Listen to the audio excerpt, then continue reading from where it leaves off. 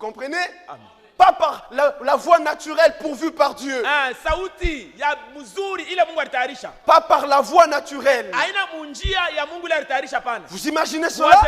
Mais quand vous voyez son apparence, Lakini kama unaona qui kuonekana kwake, pourrait croire? nani alifia kuwaza? Mais quel est le problème? Mambo ni nini? Frère, les larmes avaient coulé. Machozi ilitelemkaka. J'avais pleuré Mimi muliaka ule dada. quand j'ai appris cela. Wakati mimi nilishika Je ile. dis, sœur, Dada, va voir ton pasteur. wenda muone pastor wako. Dis des choses à ton Umwambie pasteur. mambo yote pastor. Pas à moi. Ana kwangu mimi Les hapa. larmes ont coulé. Machozi ilitelemka. Qui pouvait s'imaginer Nani cela? alifia kuwazaka ya ule dada? Mais quel est le problème? Ni mambo kani? On a des frères, Kuna banduku. on a des sœurs, Kuna badada. jusqu'à ce matin, Wakati na hii asubuhi. qui n'ont jamais donné leur cœur à Dieu. Abayaletaka mioyo yabo kwa Mungu. C'est cela le problème. Ndio mambo ile. Alléluia. Amen. Mais Jésus l'avait dit Na Yesu alisemaka dans Matthieu chapitre 15, Matthieu chapitre 15 au verset 8. verset 8. Ésaïe Anasema a Esaïe bien prophétisé sur vous. alitabiraka juu yenu. Lorsqu'il a dit, Wakati ce alisemaka peuple hii taifa m'honore de lèvres, iko nanyeshimia tu mais kidogo, son cœur lakini mioyo zao est éloigné de moi. mbali na mimi. Je demande le cœur. Mimi naomba moyo, Refuse avec son cœur. Un cœur éloigné.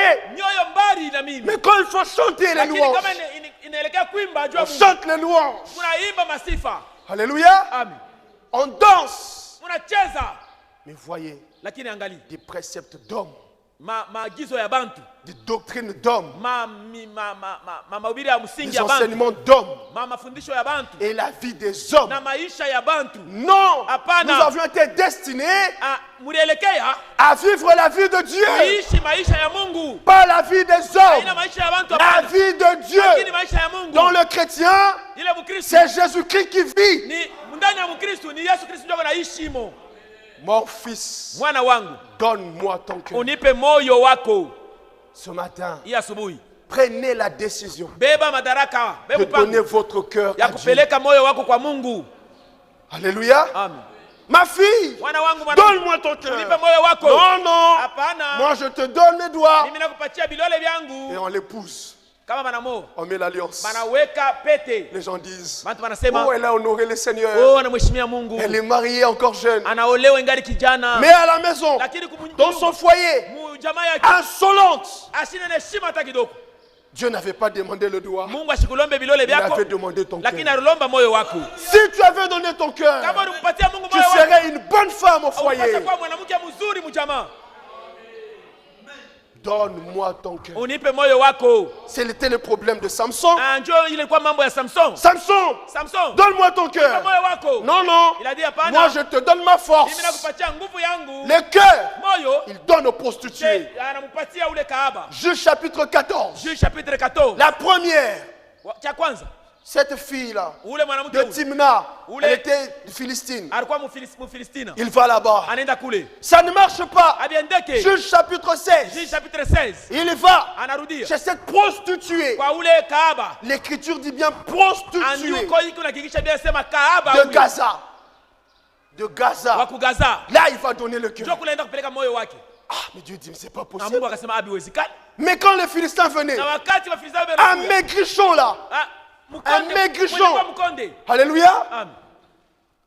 une centaine de soldats viennent. Baskari L'esprit descend sur lui. Askari bakaja Il na donne roho. des coups de poing. Kabisa. Il lui saute. analuka. Les gens regardent. Ah, Watu wanaangalia, comment un maigrichon comme lui kwaje mtu wa peut mloko sana terrasser des centaines comme anaweza ça? kuangusha baskari bamingi. Dieu est avec lui. Mungu yuko pamoja naye. Dieu est glorifié Mungu anaweza kunisifu par sa force. kupitia nguvu Mais yake. le cœur, Lakini moyo c'est des prostituées. kwa kahaba. Et finalement, Mwisho yake il va encore donner son cœur à Delilah. akampatia Delila moyo wake. Alléluia. Amen. Cette fille Ule mwanamke de la vallée de Sorek. wa kule kubonde la Soreti. Voyez-vous, frère, Unaona wanduku? c'est là le problème de l'église. Mambo pale ya kanisa.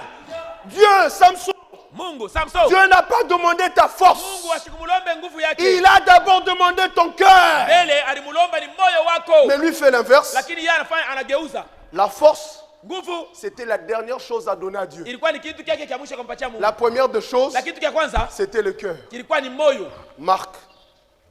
Marc chapitre 12. Marko 12. Voyez le premier commandement. Muone Marc chapitre 12. Marc chapitre 12 Versets 29 à 30. verset 29 jusqu'à 30. 28, je remonte. Mina panda ku verset 28. Un des scribes Mmoja wa qui bandishi les avait entendus discuter alishikia beko nasumbulia, sachant que Jésus avait bien répondu au Sadducéen, na mwenye kuyua kwamba Yesu alijibwaka mzuri kwa ule msadukai, s'approcha et lui demanda, akakaribia na kulomba, quel est le premier de tous les commandements? Agizo ya kwanza ni agizo kani?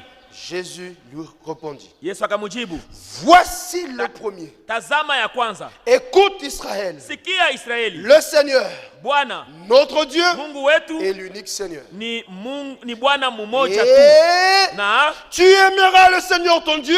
utakupenda Mungu wako. Cha kwanza, Premièrement, cha kwanza de tout ton cœur. kwa moyo wako wote. Deux, Cha pili, de toute ton âme. kwa nafsi yako yote.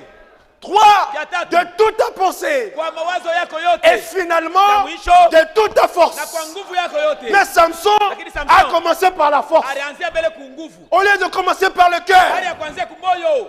Alléluia. Amen. C'est ça l'erreur des croyants. Ndio kosa ya baaminifu hili. Vous voyez la logique de Dieu? Munaona vile Mungu anapenda Même mshirika. dans le premier commandement, Kuanzia kwa agizo ya la kwanza, première des choses qu'il réclame, kitu cha kwanza kile Mungu analomba c'est le cœur. ni moyo. Alléluia. Amen.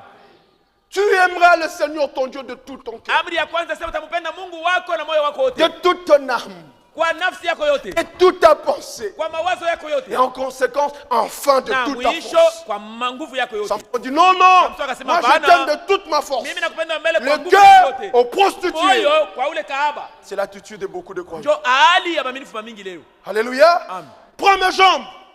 Prends mes jambes.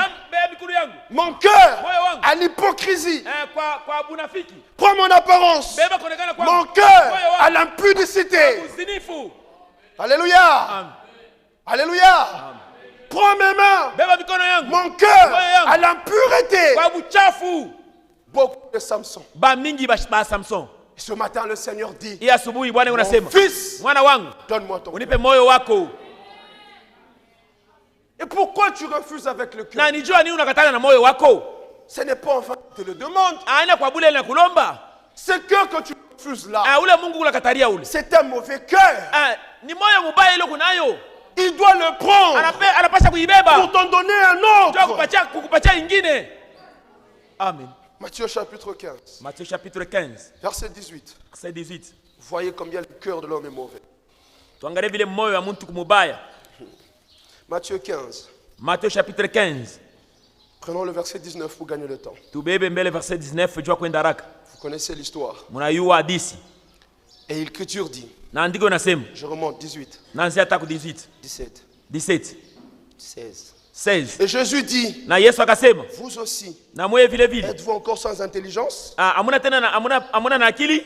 C'est l'histoire des pharisiens qui étaient scandalisés. Ni hadithi ya ule mufarisayo alikuarika. Les pharisiens Bafarisayo bale qui balikuarika. étaient scandalisés Bale balikuarikaka. en voyant les disciples de Jésus manger sans se laver les mains. Pakuona bamitima Yesu beko nakula bila kunawa Alors Jésus mikono. leur dit, Yesu ce akabambia, n'est pas ce qui entre, aina kile kikuna je ingia, suis l'homme, kila chafusha mais c'est ce muntu. qui sort. Ni lakini kile kinatoka. Alors, Na les disciples, bamitume. prenant la pierre, prenant la parole, lui dit, Mkuchukua neno na kusema, explique-nous cette parabole. utufasilie hii fumbo. Et Jésus dit, Yesu akabambia, vous aussi, na mwe vile vile. êtes-vous sans intelligence? Amuna na akili? Ne comprenez-vous pas Amwelewe que tout ce qui entre dans la bouche, ya va dans kwamba le ventre, bile byote biku naingia mukinwa na muntumbo, puis est jeté dans les lieux secrets? kisha banaenda kubitupa kufuashi ya kufuchama, Mais ce qui sort de la bouche lakini kile kinatoka mukinwa vient du cœur. kinatokea ni mumoyo. Et c'est ce qui souille Na l'homme. kenjo kile kinachafusha muntu. Alléluia. Amen. Et c'est ce qui souille l'homme. Na ni njo kile kinachafusha muntu. Et il dit, Na anasema, ensuite il dit, kisha akasema, verset 19, verset 19. car Kwani c'est du cœur. ni kutokea mumoyo. Alléluia. Amen. Sœur, vous dormez déjà? Badada munaanza kubungila paka hapa. Car c'est du cœur Kwani ni mumoyo que viennent les mauvaises pensées. njo munatokea mawazo mubaya. Vous avez entendu? Munashikia? C'est du cœur Ni kutokea mumoyo que viennent les meurtres. njo munatokea mauaji. C'est du Ni cœur mumoyo que viennent les njo adultères. kunatokea mabusharati. C'est du cœur Ni mumoyo que viennent les impudicités. njo munatoka mauzinifu. C'est du cœur Ni mumoyo que viennent les vols. njo munatoka mabwizi. C'est du cœur Ni mumoyo que viennent les faux njo témoignages. munatoka maushuda ya bongo. Je l'ai vu, il a fait ceci. Japo sibili muona alifanya Oh, hivi. faux témoignage. Japo ni maushuda ya C'est bongo. du cœur Ni que mumoyo viennent les calomnies. njo munatoka kulandiana kwa mambo. La liste est longue. La liste est longue. List ni mrefu. C'est du cœur ni kutoka mumoyo que vienne l'hypocrisie. ndio munatoka bunafiki. C'est du cœur Ni mumoyo que vienne l'insolence. ndio munatoka kibengo. C'est du cœur Ni mumoyo que vienne ndio l'insoumission. munatoka utokutii. C'est du cœur mumoyo que vienne la brutalité. ndio munatoka haraka ya brutalité. Un homme qui frappe sa femme. Muntu leo anapika bibi yake. Quelle brutalité. Ni haraka ya haraka ya Ça je. vient du cœur. Bila toka ni mumoyo. Et c'est ce mauvais cœur-là Na ni ile moyo mubaya ile. que tu refuses de donner à Dieu. Ndio leo unakataa kumpatia Tu Mungu. périras avec. Utakufa nayo. Tu périras avec. Utakufa nayo. Alléluia. Amen. Donne ton cœur. Leta moyo wako. Et Jérémie, Na Jérémie. dans Jérémie, le Seigneur nous parle. Na Jérémie Bwana anatusemezea. Jérémie 17, Jérémie chapitre 17. verset 9, Verset 9. attestant ce que Jésus dit dans Matthieu. Tuhakikishe vile Yesu anasema Mathayo. Jérémie 17, verset 9. Jérémie 17 verset 9. L'Écriture dit, Ndiko nasema le cœur moyo est tortué par-dessus tout. ni ya kukunjama kupita bintu vyote. Le cœur Moyo est tortueux ni ya kukunjama par-dessus tout. kupita bintu vyote. Et il est méchant. Na iko mkali. Alléluia. Amen. Le cœur de qui? Moyo ya nani? De tout homme. Moyo ya kila muntu. Le cœur des Africains. Moyo ya Baafrikain. Le cœur des Européens. Moyo ya Baeuropéen. Le cœur des Américains. Moyo ya Baamericain. Alléluia. Amen. Le cœur des Asiatiques. Mioyo ya Baasiatique. Le cœur de tout homme Moyo ya kila est muntu. un mauvais cœur. Ni moyo mubaya. Un cœur méchant. Moyo ya ukali. Alléluia. Amen. Et c'est pour cela quand Dieu vient, Ndio kwa maana wakati Mungu anakuya donne-moi d'abord ton cœur. anasema Commence d'abord par me donner cette mauvaise chose-là. Donne ça. Unipe hiyo mbele, unipe hiyo mbele. Et toi tu refuses avec la Na mauvaise kama wewe chose. unakataa na moyo wako ya mubaya. Alléluia. Amen. Le cœur est tortueux Moyo ya kunjama par-dessus tout. kupita binti vyote. Et il est méchant. Na moyo mkali. Qui peut le connaître? Nani anaweza kutambua kuiua ile moyo? Qui peut le connaître? Nani anaweza kuiua? Dieu. Mungu Il le connaît. anaiua. C'est pour cela il dit, Ndio kwa maana anasema c'est la racine de tous les ni maux. mzizi ya mabaya Tout yote. commence ici. Yote kunaanzia ni mule. Donne-moi ce Unipe cœur. hiyo ile moyo. Mais beaucoup refusent. Na bamingi bwana katala.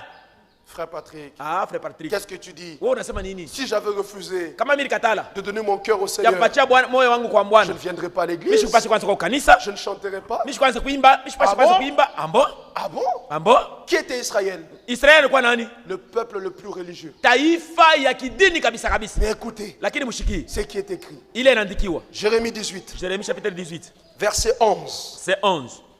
au verset 12. Tuanzie ku verset 12. Jérémie 18, 11 à 12. Verset Jérémie 18, 11 à 12. Dieu parle à son prophète Mungu anasema na nabii wake. et il lui dit, Na anamwambia, parle maintenant aux hommes de Juda sema sasa na watu wa Kuyuda et aux hommes de Jérusalem. na bakaaji ba ku Yerusalema. Vous avez entendu? Munashikia? Ce n'étaient pas des païens, Abakwe mapagano, des croyants, baaminifu, des religieux bakidini, qui avaient la loi. benye balikuwa na sheria. Alléluia. Amen. Et dit, Akasema, Jérusalem, Yerusalema pardon, et dit, na kusema, ainsi par l'Éternel, hivyo wa milele nasema, voici, tazama, je prépare contre vous un malheur. mimi natayarisha kwenu mweye ole. Je médite un projet contre vous. Mimi nafikiri mapo moya juu yenu. La tribulation arrive. Maangamizo kunakuya. La grande tribulation arrive. Maangamizo makubwa. Revenez chacun de votre mauvaise voie. Rudieni kila mmoja munjia yake mubaya. Réformez vos voies Murudishe na mtengeneze manjia yenu et vos œuvres. na matendo yenu. Mais Lakini ils disent. bakajibu. Alléluia. Amen. Mais Bakajibu. ils disent. Bakajibu. Qui sont ces ils? Ni banani bale? Les croyants. Baminifu. Alléluia. Amen.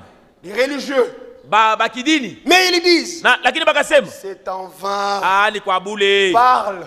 Unasema vya bule. Envoie des prédicateurs comme tu veux. Ah, wewe tuma wahubiri vile unapenda. Qu'ils crient. Batalalamika. Qu'ils suent leurs vêtements. Ah, bachafucha alo balobalishe Tout ça, c'est manguo en yabo. vain. Yote bile ni kwa bule. Vous avez entendu? Unashikia? C'est en vain. Ni kwa bule. Car Kwani nous suivrons nos pensées. tutafuata shie mawazo yetu. Nous agirons Tutatenda chacun kila mmoja selon les penchants de notre mauvais cœur. kufuatana na kule ngambo mubaya ya kule mioyo yetu nalaria. Alléluia. Amen. Non, même eux-mêmes, Bo benyewe ils savent que leur cœur est mauvais. anayua mzuri mzuri kusema mioyo yabo Ils le kubaya. savent, frère. Anayua banduku. Vous le savez. Wewe mwishi mnayua. Alléluia. Amen. Si votre cœur est mauvais, Kama moyo wako Dieu mbaya. vous le dira. Nani atakwambia? Vous-même, vous le Wewe mwenyewe savez. unayua. Alléluia. Amen. Mais quelle est l'attitude? Alikani? Au lieu de revenir à Dieu, Baada ya kumrudilia de Mungu. donner ses cœurs. Pacha ile moyo. Enfin. Unasema kwa bure tu. Alléluia. Amen. Nous suivrons Tutafuata les penchants kule mioyo yetu de nalalia. notre mauvais cœur. Mioyo mbaya yetu Je nalalia. continuerai dans l'impudicité. Tutaendelea Je mubuzinifu. continuerai dans l'hypocrisie. Tutaendelea Continuerai dans l'adultère. Tutaendelea mu usharati. Je continuerai dans le vol. Nitaendelea mkuiba. Je continuerai. Nitaendelea. Vous avez entendu cela? Unashikia ile? C'est l'attitude de quelques-uns. Ni hali ya bamoja. Alléluia. C'est l'attitude de quelques-uns. Ni hali ya bamoja. C'est pour cela Ndio kwa maana que ce matin, hii asubuhi, le Seigneur te dit, Bwana anakuambia, mon fils, mwana wangu, donne-moi ton nipe cœur. moyo wako. Il frappe Ewa napiga à la wapi? porte du cœur. Mulango ya moyo wako. Il frappe. Ewa napiga Si wapi? quelqu'un entend sa voix, Kama mtu anasikia sauti Et yake ouvre la na porte. afungula mlango, il entrera chez lui. ataingia kwake, Soupera avec lui. atakula naye chakula ya magharibi. Qu'est-ce que c'est? Ni nini? Baptême du Saint-Esprit. Ubatizo wa Roho Mtakatifu. Tu ne veux pas donner ton cœur? Haupende kuleta moyo wako? Tu crois que tu seras baptisé du Saint-Esprit? Unawazia usio utabatizwa ubatizo wa Roho Mtakatifu? Tu crois que tu seras enlevé? Unawazia usio utanyakuliwa?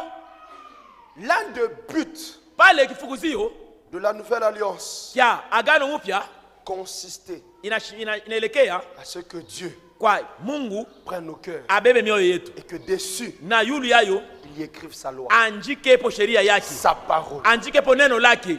Allons-y, frères, dans Hébreux 8. Twende banduku mu Ibrania 8. Hébreux chapitre 8. Ibrania sura ya 8. Prenons le verset 10 pour gagner le temps. Tubebe mstari ya 10 jua kwenda haraka. 10 à 11. 10 na 11. Il est écrit. Inaandikiwa. Hébreux 8, 10 à 11. Hébreux chapitre 8 verset 10 à 11. Non, pardon. 8 à 10. Ça lapsus. 8. Hébreux 8, verset 10. Hébreux chapitre 8 verset 10. Donc le 10 maintenant à 11. Verset 10 à 11. Verset 10 à 11. Voilà. Mais voici l'alliance Natazama agano que je ferai avec la maison d'Israël. ile mitafanya na nyumba ya Israeli. Pour nous, ça a déjà été fait. Juu yetu ishakufanyika. Alléluia. Amen. Il est dit. Eko nasema. Et ils n'ont pas reconnu la grâce. Na abakutambue neema. Nous avons reconnu la grâce. Shi tulitambua neema. Mais voici l'alliance que je ferai avec la maison d'Israël. Natazama agano ile mitafanya na nyumba ya Israeli. Après ces jours-là, Kisha ile siku dit le Seigneur, ni hivi Bwana anasema, je mettrai mes lois dans leur esprit. mitaweka sheria yangu mu maro yabo.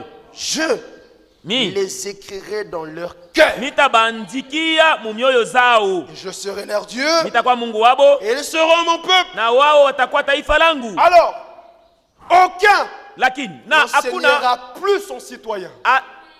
Aucun. na hakuna C'est la suite logique, frère. ni ile inaendelea. Alléluia. Amen. C'est la suite logique. Oui. Après Kisha que j'ai gravé mes kuandika paroles dans leur cœur, maneno yangu mioyo zao. aucun Hakuna hata moyo n'enseignera plus son citoyen. astafundisha mwenzake Ni aucun son frère. wala ndugu yake, En disant, kumwambia connais le Seigneur. yuwa Mungu, Car tous kwani bote me connaîtront. wataniyua. Alléluia. Amen.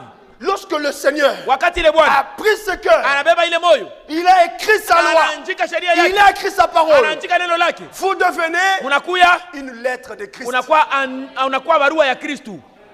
C'est le but poursuivi par la nouvelle Ndio alliance. kifukuzio kenye kinafukuziwa agano jipya, Qu'on devienne na tukuye des lettres vues mabarua yenye kuonekana et lues des hommes. yenye kusoma na bantu. 2 Corinthiens chapitre 3, Korinto wa pili chapitre 3 verset 3. verset 3. 2 Corinthiens 3, verset 2 3. Corinthiens 3 verset 3. Vous êtes Muko manifestement benye kuonekana wazi une lettre de Christ. an barua ya Kristu. Alléluia. Amen. Vous êtes Muko manifestement benye kuonekana wazi une wazi lettre de Christ. barua ya Kristu Par notre ministère. kupitia huduma yetu, Non avec de l'encre, aina na usawa mais avec l'Esprit de Dieu vivant. aina na dhahabu, lakini na roho ya Mungu. Non sur de tables de pierre, Aina pa mabibawa bya maibwe, mais sur de tables de chair. lakini pa bibawa bya mioyo, Sur les cœurs. pa mioyo.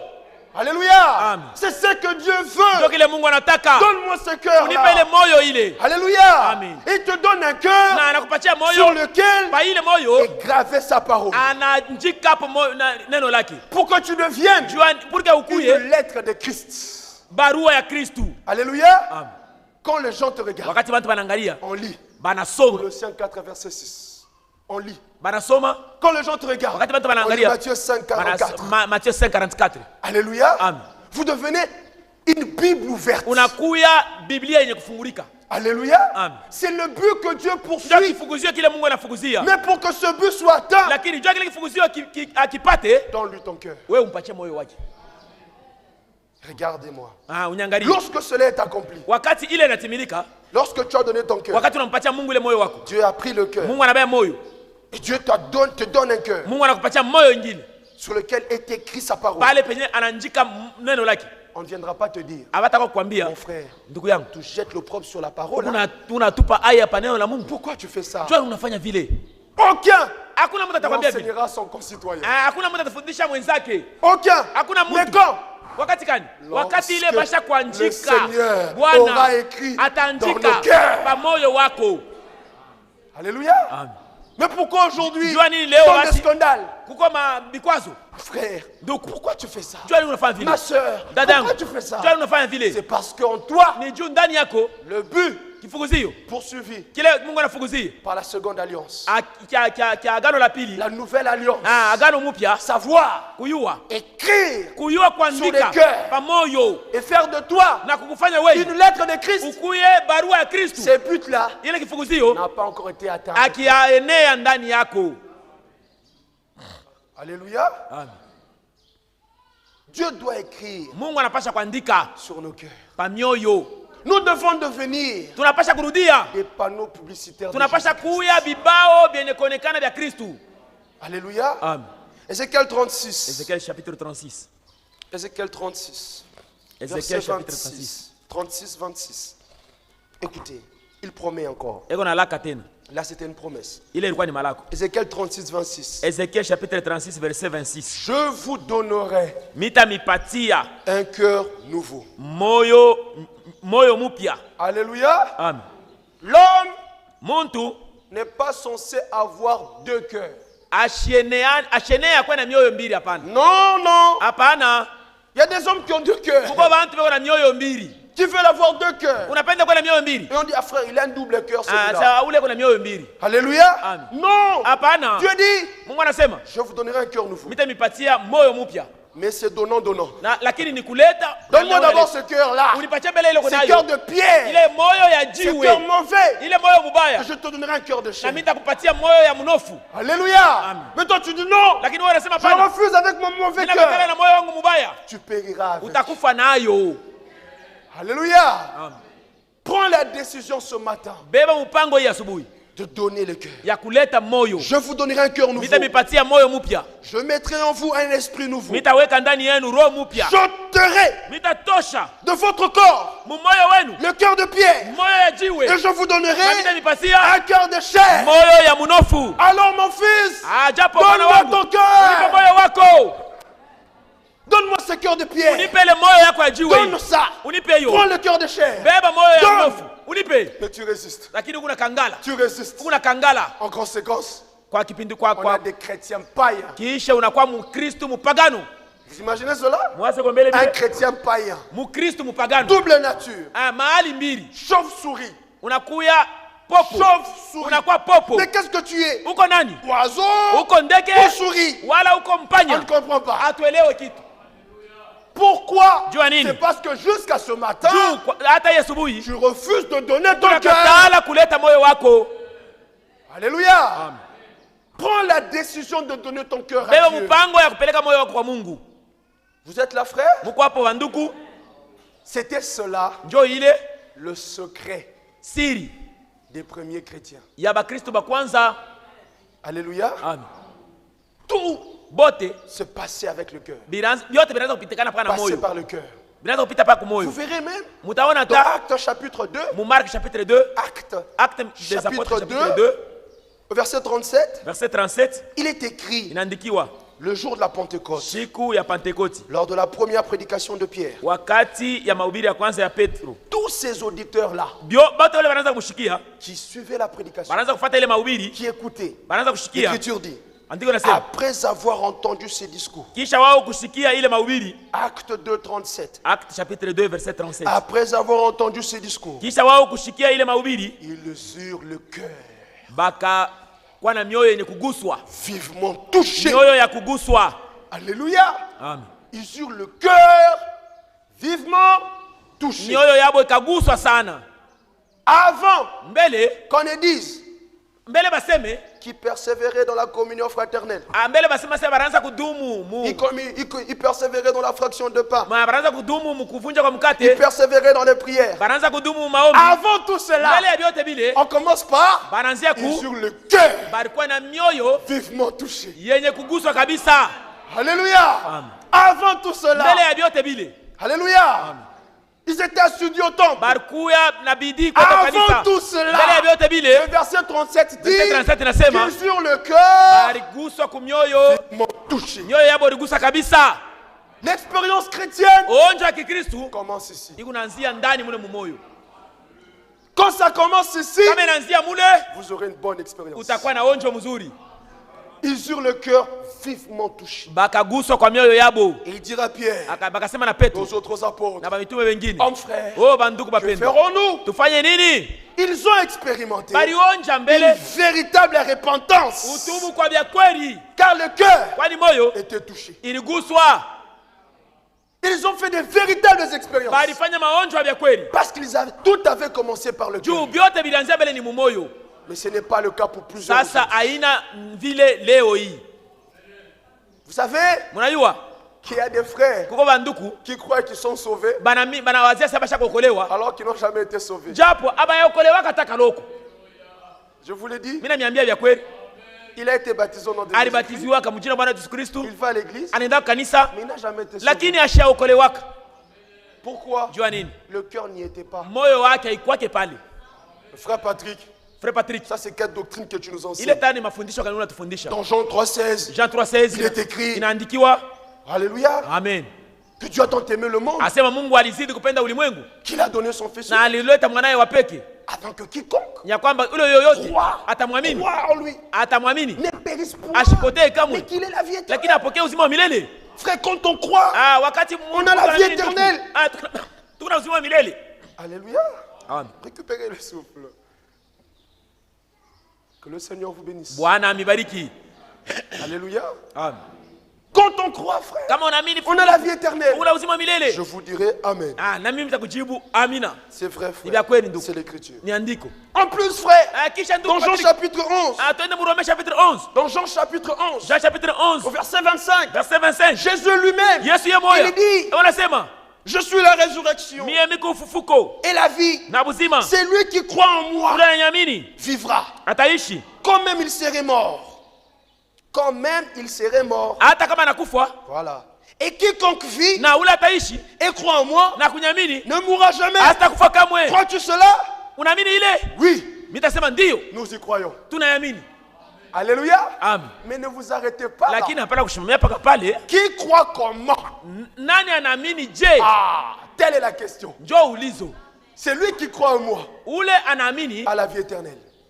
À la vie eko na éternelle. buzima wa milele. Mais qui croit comment? Anaamini je? Qui croit par la tête? Anaamini kupitia kichwa? Non. Hapana. Qui croit du cœur? Anaamini kwa moyo. C'était un enseignement dans l'église primitive. Ilikuwa njoo mafundisho mwile kanisa ya kumwanzo. Je vous le prouve. Mimi namehakikishia nayo. Romains chapitre 10. Romains chapitre 10. Romains 10. Romains chapitre 10. Verset 9 à 10. Verset 9 jusqu'au verset 10. Le salut est lié au cœur. Okovu ni yenye kufunga na moyo. Romains 10. Romains chapitre 10. Verset 9 à 10. Verset 9 jusqu'au verset 10. Qui parle? C'est Paul. Naye anasema ni Paulo. Alléluia. Amen. Et Paul n'est pas n'importe qui. Paulo ana mtu yoyote huyo Instruit par le Seigneur mwenye lui-même. kufundisha na Bwana peke yake. Il dit, Leo anasema si tu confesses de ta bouche kama unatubu unakiri kupitia kinywa chako le Seigneur Jésus, Bwana Yesu, et si tu crois na kama unaamini dans ta tête, mukichwa chako, c'est ce qui est écrit? ndio vile inaandikiwa. Non, frère. Hapana Ah oui, bandugu. vous êtes attentifs. c'est bien. Pale mshakuteka lisikio Mais vizuri. si tu crois Lakini kama unaamini dans ton cœur mumoyo wako que Dieu ya kwamba Mungu l'a ressuscité de mort, alimfufula kuwafu, tu seras sauvé. utaokolewa. Autrement dit, Kwa kipindupindu si tu ne anasema crois pas du cœur, kama hauamini kwa moyo tu es perdu. unapotea. Il poursuit. Eko naendelee. Verset 10. Verset 10. Car Kwani c'est en croyant du ni cœur kwa kuamini kwa moyo qu'on parvient à la justice. ndio kunafika kuwaki. Qui est justifié? Nani anahesabiwa haki? Qui est justifié? Nani mwenye kuhesabiwa C'est haki? celui qui croit Yule anaamini du kwa cœur. moyo. Alléluia. Amen. Dieu traite avec le cœur. Mungu eko natumia moyo. Et c'est en confessant de ta bouche Ni kwa kukiri kwa moyo qu'on parvient au salut. njo unafika kuokovu. Alléluia. Amen. C'était un enseignement dans l'église primitive. Njo ilikuwa mafundisho mkanisa ya kumwanzo. Croyez au Seigneur Jésus-Christ. Kuamini Bwana wetu Yesu Kristo. Mais croyez de votre cœur. Na ni kumwamini kwa moyo wenu wote. La preuve. Hakikisho. Dieu, le Seigneur, Bwana envoie un ange vers Philippe. anatuma malaika kwa Filipo. Philippe, va là. wende kule. Je veux sauver quelqu'un. Mimi napenda kuokola mtu. Acte 8. Matendo ya Mitume 8. Acte chapitre 8. Acte chapitre 8. Vas-y là. Wende kule. Tu vas rencontrer l'eunuque éthiopien. Utapatana na ule Philippe arrive. Mwethiopia. Philippe akafika. Il voit un char. Akaona ile mkokoteno. Et dans ce char, mule mkokoteno akakaribia. Il voit un noble. Anaona muntu eshoka mule. Un noble là. Un muntu wa mheshimiwa. En train de lire Ésaïe 53. Eko nasoma Ésaïe 53. Philippe pose la question. Philippe anamuuliza. Comprends-tu ce que tu lis? Unaelewa bila unahubiri?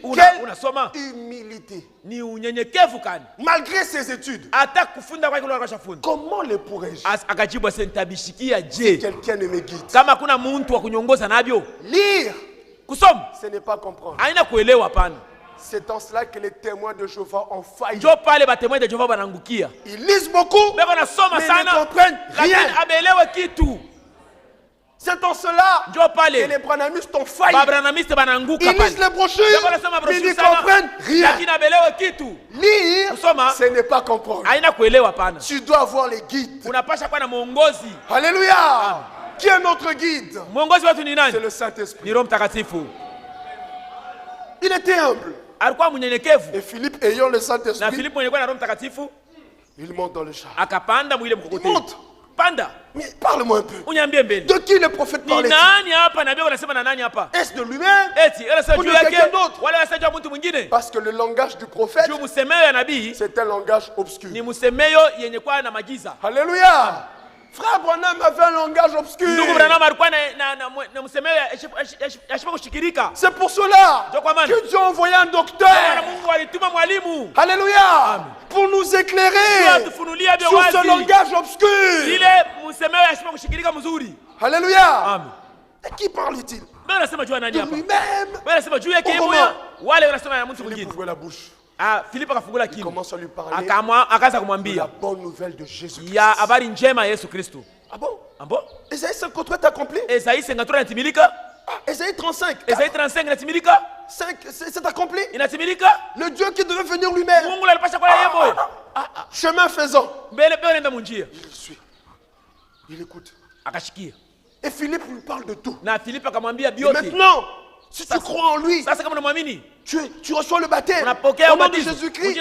Il parle toutes ces choses-là. Il fait tout un résumé. Et pendant qu'ils avançaient, l'Éthiopien regarde. Acte 8, verset 36. Acte 8, 36. Et comme ils continuaient leur chemin, ils rencontrèrent de l'eau. Et l'eunuque dit, voici l'eau. Qu'est-ce qui empêche que je ne sois baptisé? Alléluia. Amen. Ce n'était pas Philippe. Philippe. Écoute, tu dois te faire baptiser. Non. Un homme qui est attentif à la parole. Un homme qui a reconnu le jour de sa visitation. Il court vers le salut. Lui-même. Voici l'eau. Il n'a même pas tenu compte de son manteau de chinéa. Non, frère. Mais regardez aujourd'hui. Vous prêchez. Vous faites l'appel à l'autel. Vous insistez. Il sait qu'il n'a jamais donné sa vie à Jésus. Il sait qu'il n'a jamais été baptisé au nom de Jésus. Mais il attend que vous insistez. Parfois tu insistes, tu te fatigues.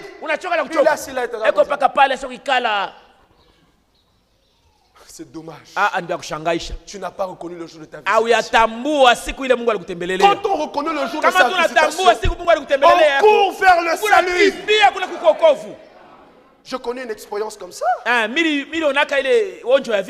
nous à Nyoki, il y avait un magicien, un féticheur dans la foule. Un dimanche, en train de suivre la prédication.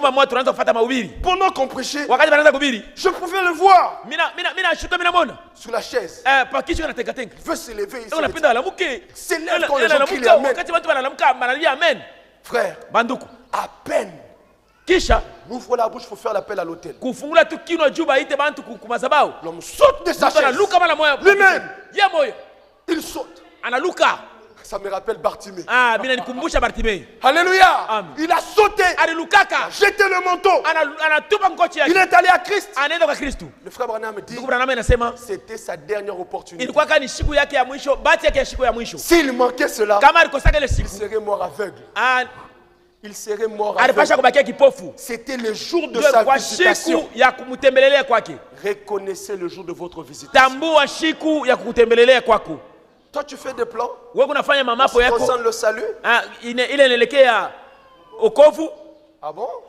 Donc toi, tu connais le jour que tu mourras. Ou encore le jour que le Seigneur reviendra. Tu le connais? D'accord. Tout homme connaît la date de sa naissance. Mais aucun homme ne connaît sa date de décès. Je me trompe? Lève ta main si tu es là. Dis-nous quand tu mourras. Personne. Et toi tu fais des plans. Pas aujourd'hui. Malheur à toi. Que le Seigneur ouvre tes yeux afin que tu reconnaisses le jour de ta visitation. Il est dit que Éthiopien, voici l'eau. Qu'est-ce qui empêche que je ne sois baptisé? Frère, si c'était l'un d'entre nous, il dit que Éthiopien deviendra notre frère.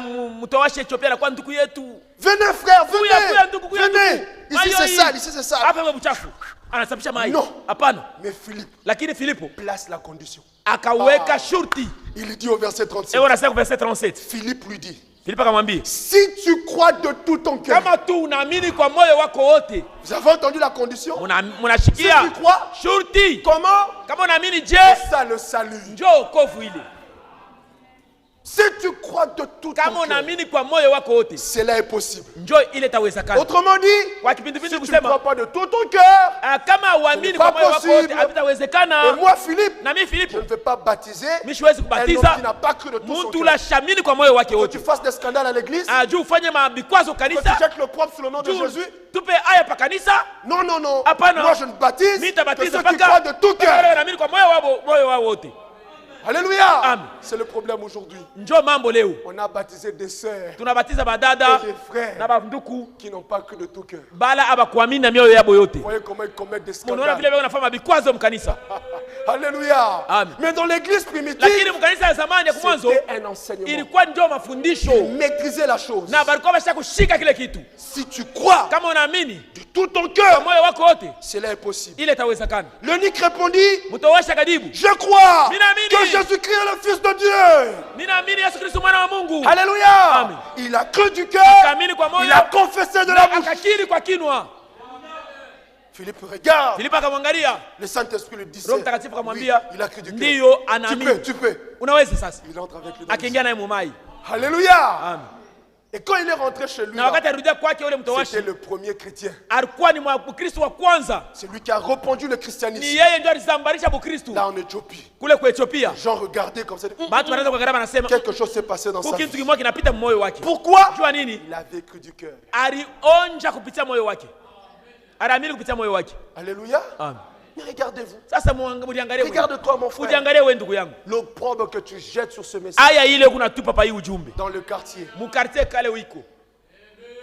Tu sais pourquoi?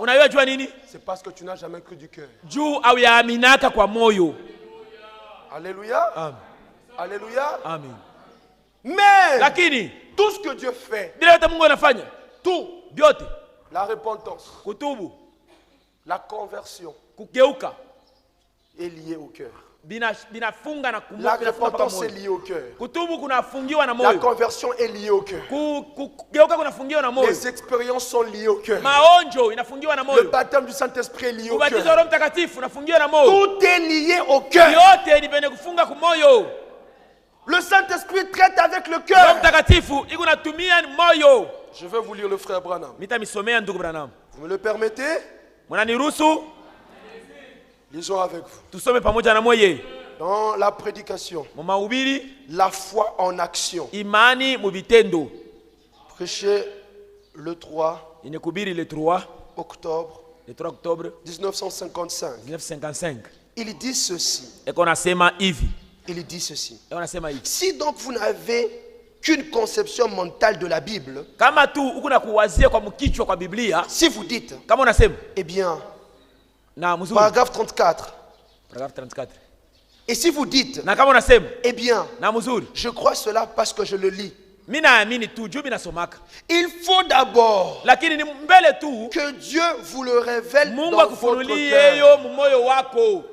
Même la révélation est liée au cœur. Il poursuit, frère. Il dit, nul ne peut aller. Pardon, nul ne peut appeler Jésus le Christ si ce n'est par le Saint-Esprit. Et le Saint-Esprit traite avec le cœur. Vous avez entendu? Le Saint-Esprit fait quoi? Traite avec le cœur. Alléluia. Amen. Pose-toi la question. Comment se fait-il? Depuis que j'ai cru, je n'ai pas encore fait l'expérience du baptême Saint-Esprit. Pose-toi cette question. Pourquoi? C'est parce que ton cœur n'a pas encore été donné à Dieu. Il est encore mauvais. Il y a une histoire ici. Simon le magicien. Acte chapitre 8. Oui, acte 8. Acte chapitre 8. Le verset 21. Verset 21.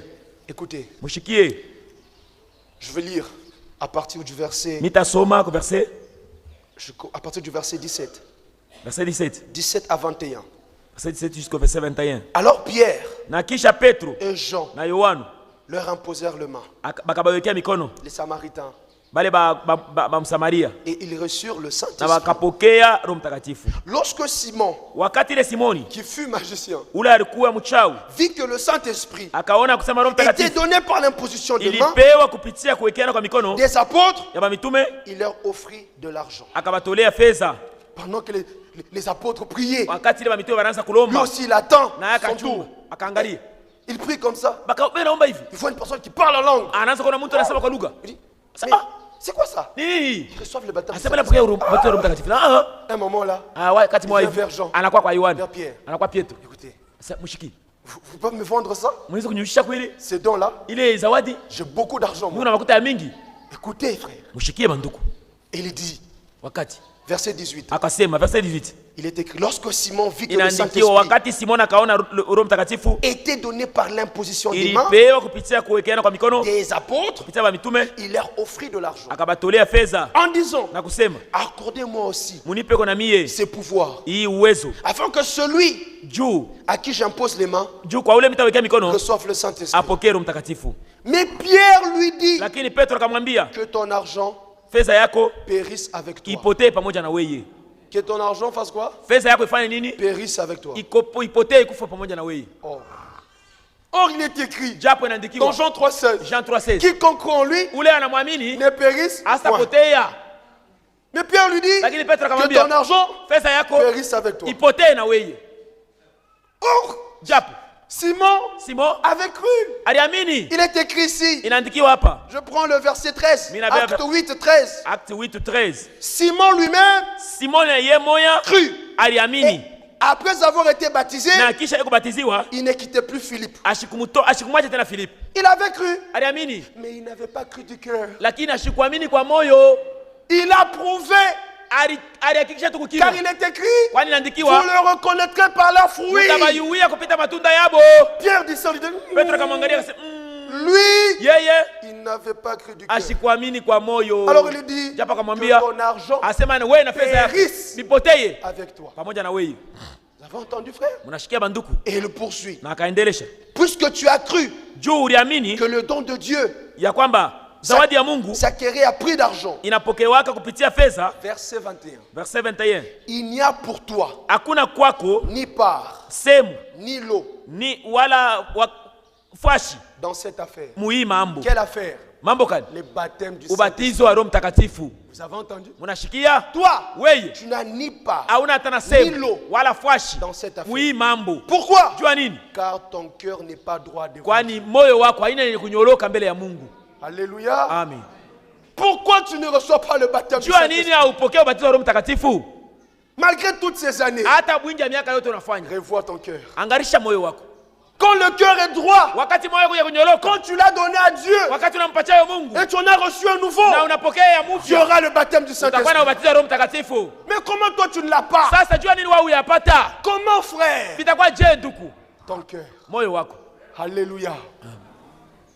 D'après le plan de Dieu, d'après la volonté parfaite de Dieu,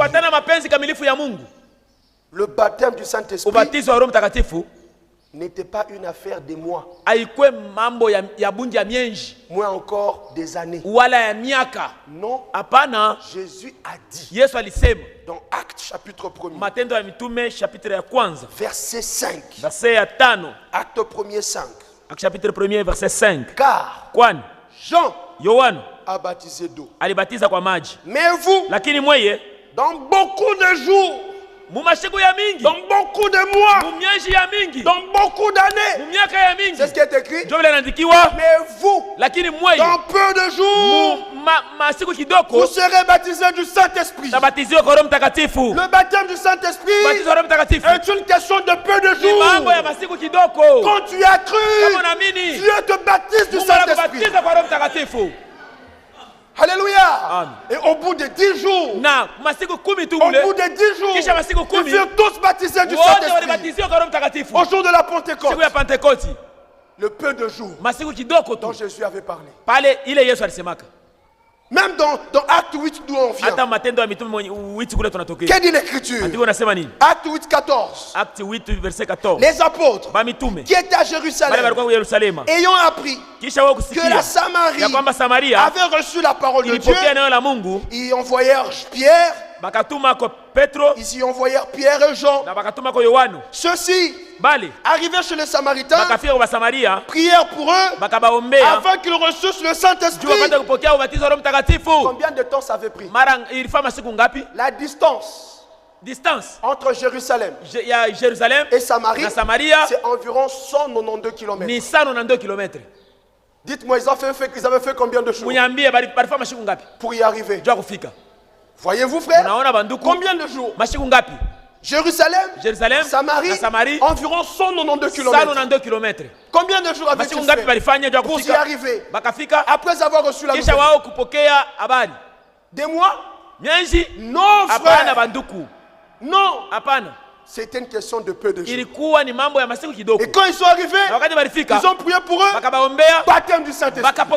Car Jésus avait dit, vous dans peu de jours. Paul a rencontré le Seigneur sur le chemin de Damas. Acte 9. Acte chapitre 9. Après l'avoir rencontré, il s'enferme après que le Seigneur ait parlé à Paul. Après que le Seigneur ait parlé à Paul, il s'enferme. Il fait 3 jours. Depuis qu'il a rencontré le Seigneur. 3 jours de jeûne et prière. Acte 9. Acte 9, verset 9. Je remonte au verset 8. Saul se releva de terre. Et quoique ses yeux fussent ouverts, il ne voyait rien. On le prit par la main. On le conduisit à Damas. Il y resta 3 jours sans voir. Et il ne mangea ni ne but. Combien de jours? 3 jours. Là, Dieu va vers Ananias. Mungu akaenda kumwona Ananias. J'ai trouvé Saul. Mina mpata Paulo. C'est mon serviteur. Ni mtumishi wangu. Je me servirai de lui. Mtumia. Va vers lui. Uende kwake. Alléluia. Amen. Et Ananias était où? Na Ananias alikuwa wapi? Il était à Damas. Alikuwa kule ku Damas. Dans la même ville. Mu town moya ile. Il va. Akaenda. Il obéit, il va aussi. Akatii na akaenda. Alléluia. Le verset 17 dit. Verset 17 nasema. Ananias sortit. Ananias akatoka. Lorsque Dieu, le Seigneur a fini de lui parler. Wakati Mungu alimaliza kusema naye. Directement il est sorti. Kisha akatoka. Il est allé vers Paul. Akaenda kule kulikuwa Paulo. Quand il arrive. Wakati akafika. Il est écrit. Inaandikiwa. Ananias sorti. Ananias akatoka. Acte 9 verset 17. Acte 9 verset 17. Ananias sorti. Ananias akatoka. Lorsqu'il fut arrivé dans la maison. Wakati alifika mule munyumba. Il imposa les mains. Akamwekea mikono. À Saul. Kwa Saul. En disant. Na kusema. Saul mon frère. Saul ndugu yangu. Le Seigneur Jésus. Bwana Yesu. Qui t'est apparu sur le chemin. Ule alikuonekania munjia. Par lequel tu venais. Ule ile njia unaanza kuia. M'a envoyé. Ananituma. Pour que tu recouvres la vue. Juu upate kufungula kuona. Et que tu sois rempli du Saint-Esprit. Na ujaze na Roho Mtakatifu. Combien de jours? Masiku ngapi? Calculez. Tufanye hesabu. Combien de jours? Masiku ngapi? Vous. Mweye. Dans peu de jours. Mu masiku kidogo. Vous serez baptisés du Saint-Esprit. Mutabatizwa na ubatizo wa Roho Mtakatifu. Tous ceux qui étaient baptisés du Saint-Esprit. C'était dans peu de jours. Ilikuwa ni masiku kidogo. C'est ça la volonté parfaite de Dieu. Dieu. Mapenzi kamilifu ya Mungu ile. Vous doutez? Muna shakia. Acte 10. Matendo ya mitume 10. Verset 44. Verset ya 40 na Corneille. Na ine. Lui, Corneille. au bout de quelques minutes. Ilikuwa tu ni kudakika kidogo. Corneille. Corneille. Acte 10. Acte 10. Verset 44. Verset 44. Qu'est dit l'écriture? Andiko nasema nini? Comme Pierre. Sa vile Petro. Prononçait encore ces paroles. Alikuwa ingali nasema maneno. Comme il prêchait. Sa vile anaanza kuhubiri. Le Saint-Esprit. Roho Mtakatifu. Descendu sur tous ceux qui écoutaient la parole. Yuli abale wote wanasikia neno. Tous les fidèles. Baminifu bote. Circoncis qui étaient venus. Avec Pierre, na Petro furent étonnés bakashanga de ce que le don du Saint-Esprit est aussi répandu sur les païens. Et nous on avait fait 10 jours. Bon, seulement maintenant, Pierre a commencé la prédication. Ils sont baptisés du Saint-Esprit. Jésus avait dit dans peu de jours. Alléluia. Amen. Ou encore, où est-ce qu'on parle encore du baptême du Saint-Esprit? Acte 19. Acte 19. Paul arrive à Éphèse. L'écriture dit, Acte 19, en commençant verset 1er jusqu'au verset 6. Pendant qu'Apollos était à Corinthe, Paul, après avoir parcouru les hautes provinces de l'Asie, arriva à Éphèse. Ayant rencontré quelques disciples, il leur dit, avez-vous reçu le Saint-Esprit quand vous avez cru? Vous avez entendu? Avez-vous reçu le Saint-Esprit quand vous avez cru? Il lui répondit, nous n'avons pas même entendu dire qu'il y a un Saint-Esprit. Et Paul dit, de quel baptême avez-vous donc été baptisé? Il répondit, du baptême de Jean. Alors Paul dit, Jean a baptisé du baptême de repentance. Disons au peuple de croire en celui qui venait après lui, c'est-à-dire en Jésus. Sur ses paroles, ils furent baptisés au nom du Seigneur Jésus. Lorsque Paul leur eut imposé les mains, le Saint-Esprit vint sur eux. Combien de mois ça avait pris? Combien de semaines? Alléluia. Jésus avait dit dans peu de jours. Maintenant pose-toi la question. Pourquoi toi ça traîne? On a lu tous ceux qui avaient été baptisés, c'était en peu de jours. C'est ce que Jésus avait dit. Comment toi ça fait des mois? Comment toi ça fait des années? Et tu es aussi indifférent? Ce n'est pas normal. Revois ton cœur. Si ton cœur est droit, si ce matin tu prends la décision de donner au Seigneur ton cœur, il te baptisera du Saint-Esprit. C'est sa volonté parfaite. Dans peu de jours. La promesse est pour vous. Ce n'est pas pour moi. Ça vous appartient. Je veux me libérer de ça. Alléluia. Amen. Je veux me libérer de cette promesse le plus rapidement possible. Et vous êtes indifférent. Des mois, des années, sans l'expérience de votre jour, il y a quelque chose de faux. Souvenez-vous de Buddy Robinson. Buddy Robinson. Le frère Branham a souvent parlé de lui. Si vous lisez dans le sermon, poussé à bout, vous verrez ce témoignage. Il parle de lui un peu partout dans le livre. Cet homme soupirait après le baptême du Saint-Esprit. Il savait que la promesse ne devait pas tarder. Non. Mais comment est-ce possible? Je n'ai pas encore reçu la promesse. Il était mal à l'aise. Alléluia. Amen. Il prie, il jeûne, il demande. Rien. Alléluia. Amen. Un bon jour, tu as dit trop, c'est trop. Aujourd'hui, si Dieu ne me baptise pas du Saint-Esprit, je ne retournerai pas à la maison. Il va dans son champ. Il part sans provision, sans eau, sans nourriture. Il va. Il arrive sur cette montagne. Il pique le bâton. Il s'agenouille. Il lève les mains. Il dit à Dieu, Seigneur, si tu ne me baptises pas du Saint-Esprit, aujourd'hui, lors de ton avènement, tu retrouveras mes ossements ici. Quelle détermination! Dieu aime ça. Alléluia. Et lorsque le frère Branham, le frère Franck a prêché sur le Saint-Esprit le week-end antérieur, le samedi, il dit le royaume de cieux appartient aux violents. Alléluia. Amen. Et Buddy Robinson a usé de violence. Dieu aime ça. Dieu a regardé. Et le frère Branham dit, il était parti de là, baptisé, rempli du Saint-Esprit. Alléluia. Amen. Mais où sont ses sœurs? Où sont ses frères qui soupirent après la chose? Vous êtes indifférents. Entre-temps, le temps passe. Le Seigneur revient bientôt. Sa venue point à l'horizon. Frère, réveillez-vous. Soupirez après la chose. Désirez la chose. Réclamez la chose. La chose vous appartient. La promesse est pour vous, pour vos enfants et pour tous ceux qui sont jusqu'à Sodimiko. En aussi grand nombre que le Seigneur, notre Dieu, les appellera. Et il vous a appelé. Réclamez la chose, frère. Ne soyez pas indifférents. Alléluia. Amen. Frère, comment vous pouvez rester tranquille?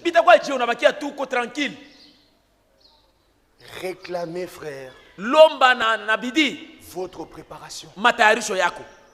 Soyez trouvés prêts. Alléluia. Amen. Soyez trouvés prêts. C'est étonnant. Aujourd'hui, on doit vous contraindre. Vous avez besoin de motivation pour venir à la prière. Vous avez besoin de motivation pour votre propre préparation. Vous avez besoin de motivation pour le baptême du Saint-Esprit. Mais il y a quelque chose de faux. Revoyez votre expérience. Alléluia. Dans Apocalypse 19, le verset 7 dit, son épouse s'est préparée, c'est-à-dire individuellement. Alléluia. Elle-même L'épouse de Jésus-Christ, c'est une épouse responsable. Ni bibi harusi mwenye kuwa na madaraka. Apocalypse 19. Apocalypse 19. Le verset 7. Verset 7. Écoutez ce qui est écrit. Mushike kile inaandikiwa. Il est écrit ceci. Inaandikiwa hivi. Réjouissons-nous. Tufurahikie. Et soyons dans l'allégresse. Na tukue katika shangwe. Et donnons-lui gloire. Na tumupatie utukufu. Car les noces de l'agneau kwani makaramu ya mwana kondo sont venues. Inakuja. Et son épouse na bibi harusi wake s'est préparée. Anajitayarisha. Elle-même. Ye moya. Je vais vous lire cela. Mitamiachiria pale. Dans le sermon de frère Branham. Mutungo ya ndugu Branham. Les noces de l'agneau. Makaramu ya mwana kondo. Prêché le 21 janvier. Inikubiri le 21 janvier 1962. 1962. Paragraphe 53. Paragraphe 53. Il dit ceci. Nous savons qu'il y aura une épouse. Et qu'il y aura un souper de noces qui sera servi au ciel. Cela aura lieu aussi sûr que Dieu existe. Alléluia. L'enlèvement aura lieu. Les noces de l'agneau auront lieu. Voyez cela. Ne doutez pas. Notre Jésus n'est pas encore revenu. Nous l'attendons. Soyez certains. Car c'est sa parole. Et nous savons que ceux qui formeront cette épouse seront son église. Et qu'ils apparaîtront devant lui sans tache, ni ride, ni rien de semblable, mais saint et irrépréhensible. Et maintenant, ils ont ici sur terre cette épouse.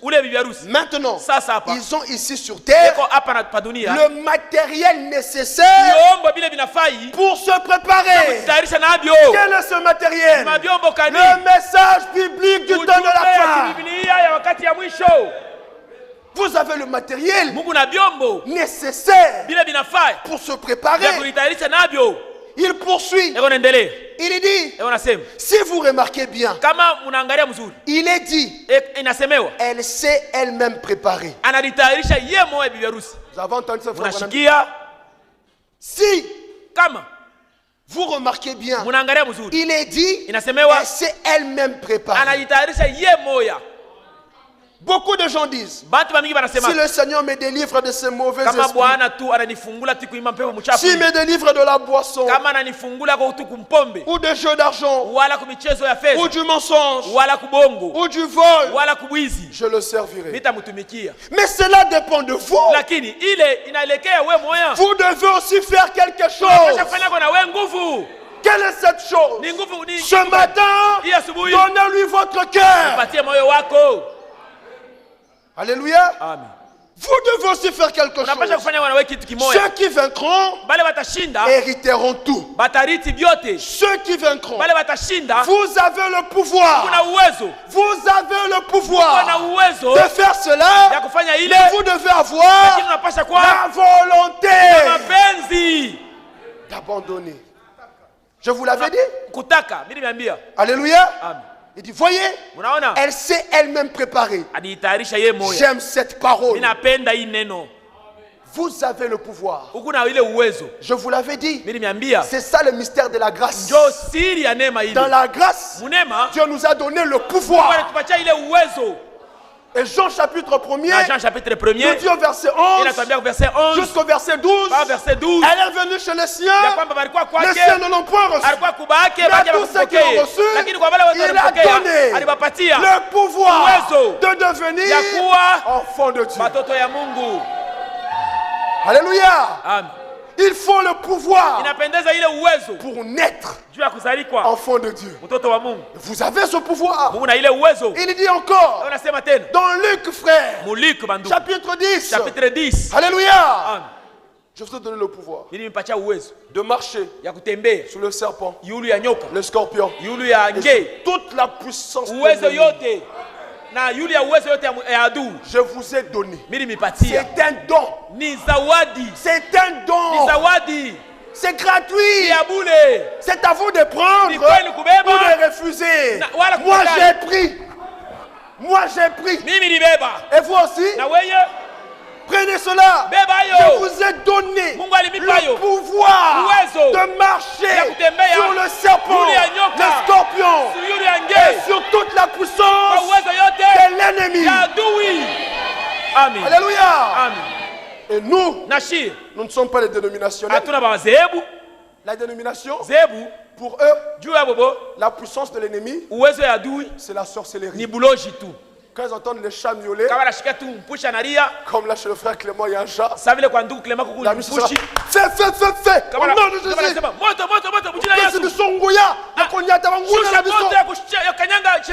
Ah bon? La puissance de l'ennemi, c'est l'impudicité. C'est l'incrédulité. C'est le péché. C'est le vol. Le péché, c'est la puissance de l'ennemi. Et Dieu te dit, je te donne le pouvoir sur toute la puissance de l'ennemi. Sur tout péché, Dieu t'a donné le pouvoir. Et le prophète dit, vous avez le pouvoir. Et vous devez avoir la volonté. C'est le problème dans la grâce. On a le pouvoir, mais pas la volonté. Or dans la loi, on avait la volonté, mais pas le pouvoir. Alléluia. Comprenez ces choses. Vous avez encore peur de Satan? Vous avez peur de Satan? Je veux vous dire qui est Satan. Satan, c'est un voleur. Selon Jean 10, 10. Jésus dit, le voleur ne vient que pour dérober, pour voler, pour dérober, pour égorger et pour tuer. Mais moi, je suis venu pour que vous ayez la vie et que vous l'ayez en abondance. Que vous l'ayez en abondance. Frère, réclamez cela.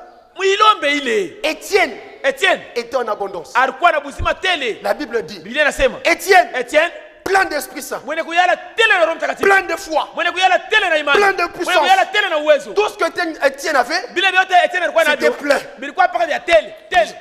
Lisons cela. Nous allons retourner dans l'Apocalypse. Acte 6. Acte 6. Écoutez frère, il est écrit, je commence à partir du verset 5. Je lirai en galopant. Cette proposition plut à toute l'assemblée. Acte 6, verset 5. Acte 6, verset 5. Jusqu'au verset 8. Hein? Jusqu'au verset 8. D'accord. Ils élurent Étienne. Homme.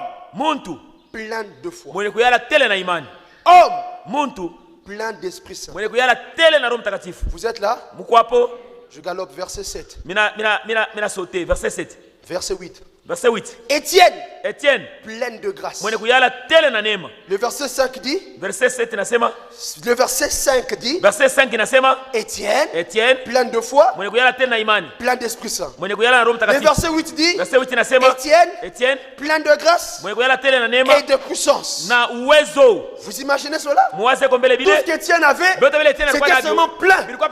Plein. Alléluia. Amen. Mais c'est un homme de la même nature que nous. C'est là ce que Jésus a dit. Dans Jean chapitre 10. Je suis venu afin que mes brebis aient la vie et qu'elle est en abondance. Qu'elle soit en abondance. Alléluia. Amen.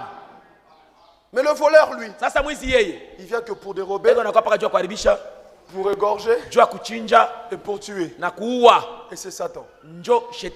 Mais observez, même si on disait à un voleur, oh, tu sais là-bas, chez le frère Clément, le pasteur de Sodimico, il y a beaucoup d'argent. Tu n'as même pas besoin d'arriver dans sa chambre. Une fois que tu es au salon, il y a des dollars là, des briques de dollars. Même si c'est le plus grand voleur de tout le grand Katanga, quand il arrivera, qu'est-ce qu'il fera? À la porte, il viendra. Mulango mbele atafika atapima. C'est ça un voleur. Il cherche une brèche. Si la porte est hermétiquement fermée, il ira vers la fenêtre. Il forcera. Si la fenêtre est hermétiquement fermée, il cherchera sur la toiture une brèche. S'il ne trouve pas de brèche, il ne volera rien. Et il retournera. C'est ça Satan. S'il ne trouve pas de brèche dans vos vies, il ne peut rien faire. On ouvre des brèches, il entre, il vous met par terre. Oh Satan, ne faites pas de Satan un tout-puissant.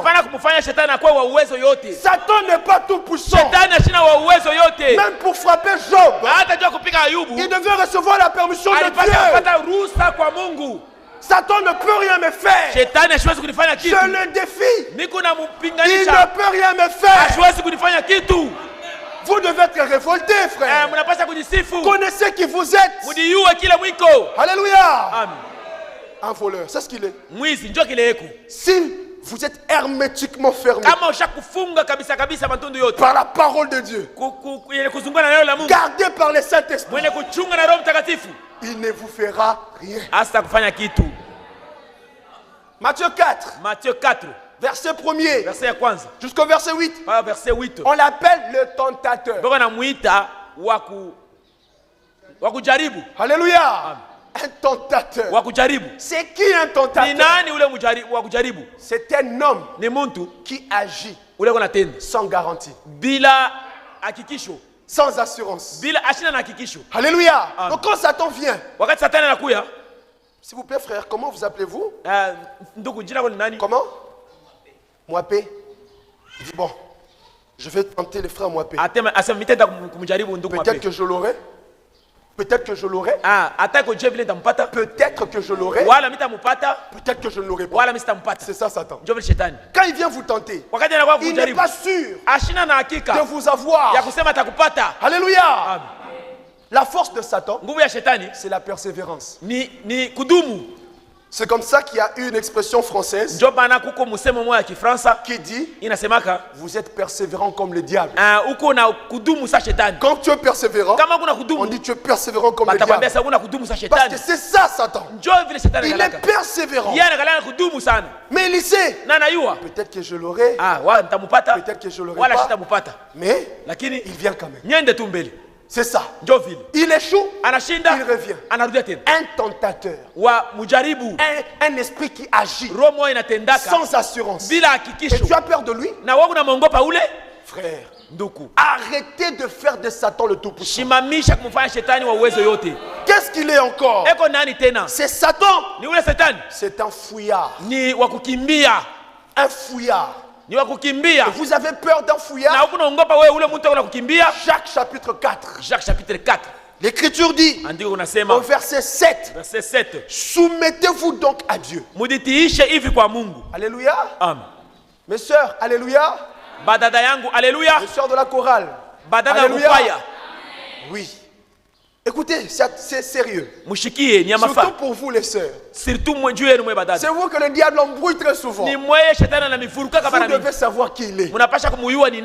Alléluia. Jacques 4. Chapitre 4. Verset 7.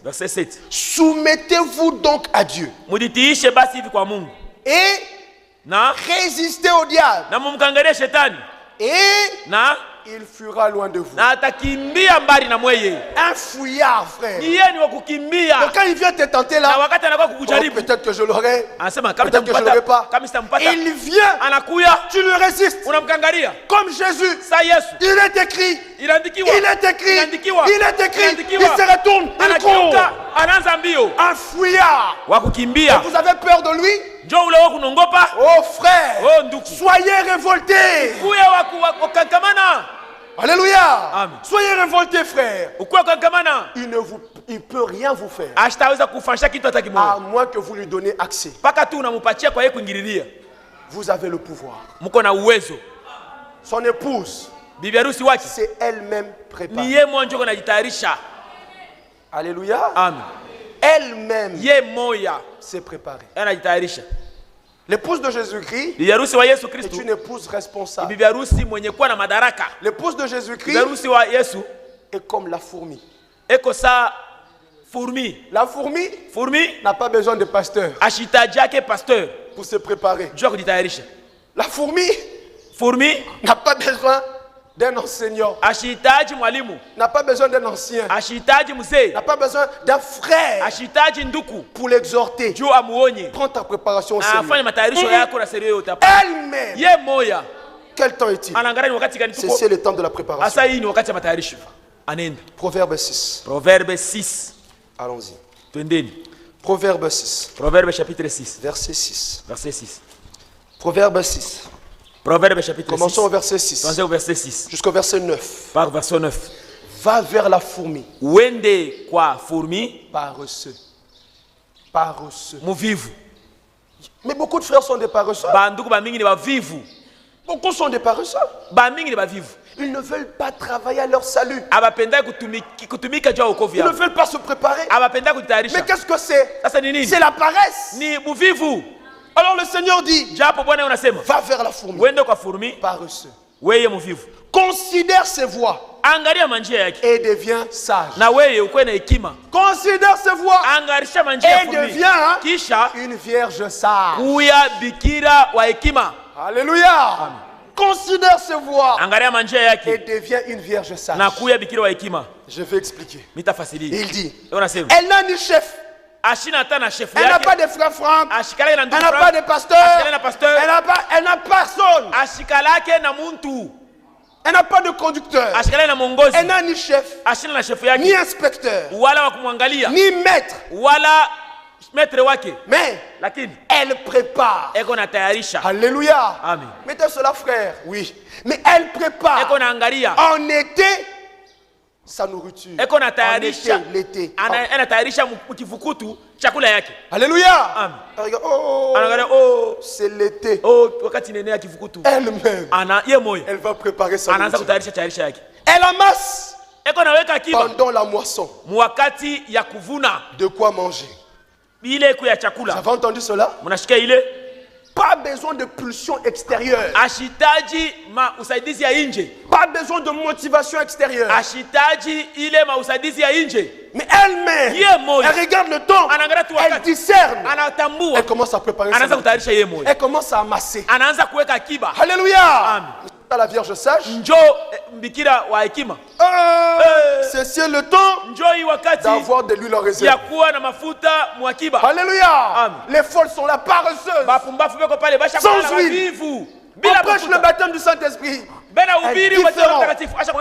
Mais les sages, Seigneur, baptise-moi du Saint-Esprit. Seigneur, donne-moi le baptême du Saint-Esprit. En train de chercher. Alléluia. Et baptisé du Saint-Esprit. Elles ont déjà de l'huile en réserve. Alléluia. Déjà prêtes. Alléluia. Les autres dormaient sans huile. Mais elle, avec de l'huile en réserve.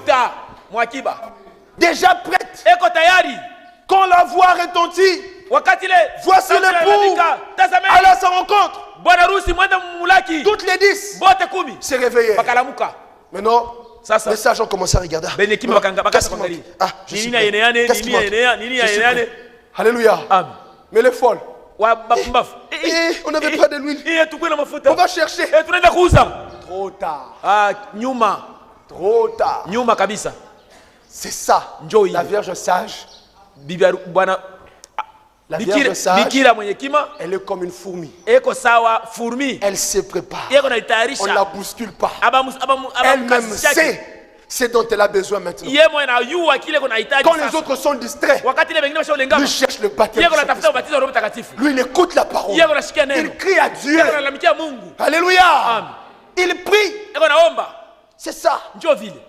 Elle n'est pas paresseuse. Et je vais vous dire une chose. Malheur à celui qui sera trouvé dans la préparation. Si vous êtes trouvé dans la préparation, vous ne serez pas enlevé. Les vierges folles étaient dans la préparation. Non, folles. Les vierges folles. Elles étaient dans la préparation. Quand l'époux est venu, elles étaient allées chercher de l'huile. C'est quoi? La préparation.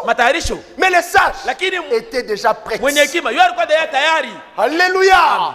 Soyez déjà prêts. Soyez déjà prêts. C'est Matthieu 25, 10. Matthieu 25, 10. Le folle dans la préparation, en train d'aller chercher de l'huile. Mais les sages, avec de l'huile en réserve. Alléluia. En train d'attendre l'époux. Prêtes. Elles avaient déjà travaillé. Alléluia. Elles n'étaient pas distraites. Elles étaient déjà scellées dans l'âme. Elles avaient le ticket de l'enlèvement. Alléluia. Et frère, la préparation est individuelle. De même que le salut est individuel. Alléluia. Alléluia.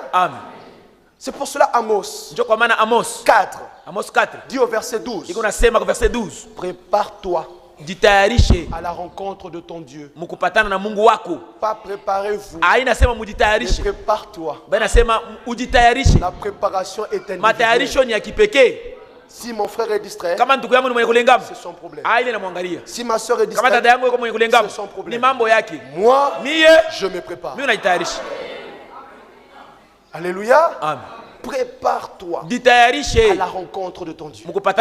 Sois déjà prêt. Il reviendra comme un voleur au milieu de la nuit. Ne sois pas paresseux.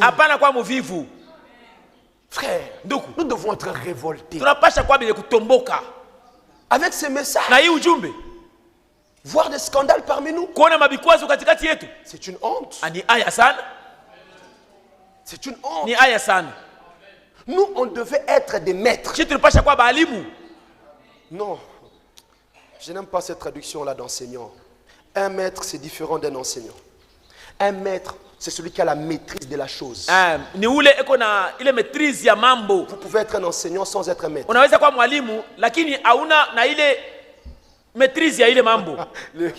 C'est ça, frère, c'est pauvre. Les Français, c'est différent, mais nos langues là sont un peu pauvres.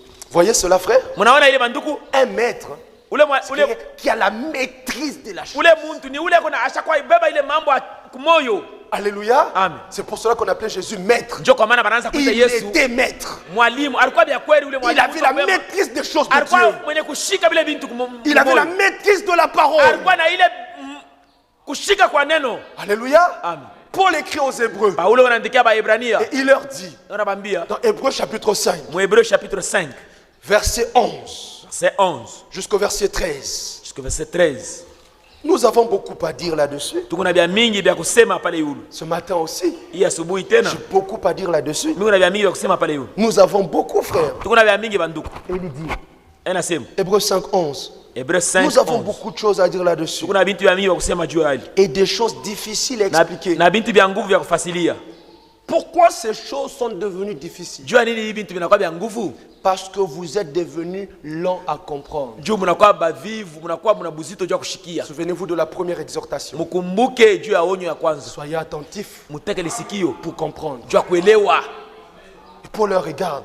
Nous avons des choses difficiles. Beaucoup de choses à vous dire. Et des choses difficiles à vous expliquer. Parce que vous êtes devenus lents à comprendre. Il poursuit. Vous, en effet, qui depuis longtemps,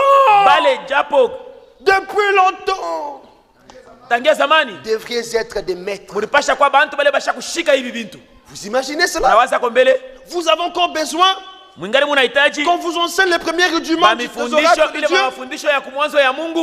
Vous en êtes venus avoir besoin de lait et non d'une nourriture solide. Vous imaginez? Il poursuit. Or, quiconque en est au lait n'a pas l'expérience de la parole. Alléluia. Car il est un enfant. Beaucoup d'enfants parmi nous, dépourvus de l'expérience de la parole, mais des hommes qui devraient être des maîtres. Si Paul devait nous écrire aujourd'hui, nous qui avons reçu le message, qu'est-ce qu'il dirait? S'il dit ça aux Hébreux, qu'est-ce qu'il nous dira à nous? Qu'avons plus de connaissances que les Hébreux. Nous avons plus de connaissances que les Hébreux. Qu'est-ce qu'il nous dira? S'il pouvait se tenir ce matin du haut de cette chair, il va dire, oh, c'est dommage. Vous qui avez reçu le message, vous qui deviez être des maîtres, mais la sanctification c'est votre affaire. L'amour c'est votre affaire. La piété c'est votre affaire. Le baptême du Saint-Esprit c'est votre affaire. Alléluia. Amen. Il allait le dire. Frères, soyez révoltés. Ne tolérez pas le péché dans votre vie. Aussi petit soit-il. En ces lieux, nous ne venons pas pour être bons. Non. En ces lieux, nous venons pour être parfaits. Pour être meilleurs. Dans les adverbes de qualité, comme dans les adverbes de quantité, les adverbes de quantité, peu, beaucoup, trop, ainsi de suite. Les adverbes de qualité, mal. Ensuite, c'est bon. Ou bien. Voilà. Ensuite, c'est agréable. Ensuite, c'est parfait. C'est là où Dieu nous attend. Alléluia. Amen. Nous venons ces lieux pour être des hommes meilleurs. Certains viennent à l'église, mais ils ne savent même pas pour quelle raison ils viennent. Je peux vous lire le frère Branham. Lisons avec vous. Dans le sermon, l'église et sa condition, prêché le 5 août 1956. Paragraphe 21. Il est écrit: maintenant, je veux parler ce matin en parabole, de telle façon que même la personne la plus religieuse, la plus incrédule, qui se trouverait ici soit capable de comprendre. Vous voyez le souci du prophète? C'était quoi? Comprendre. Alléluia. Et il dit, eh bien, nous venons à l'église pour devenir meilleurs. Vous avez entendu? Nous venons à l'église pour devenir meilleurs. Nous venons pour nous rendre de meilleurs gens, des meilleurs chrétiens, des meilleurs citoyens,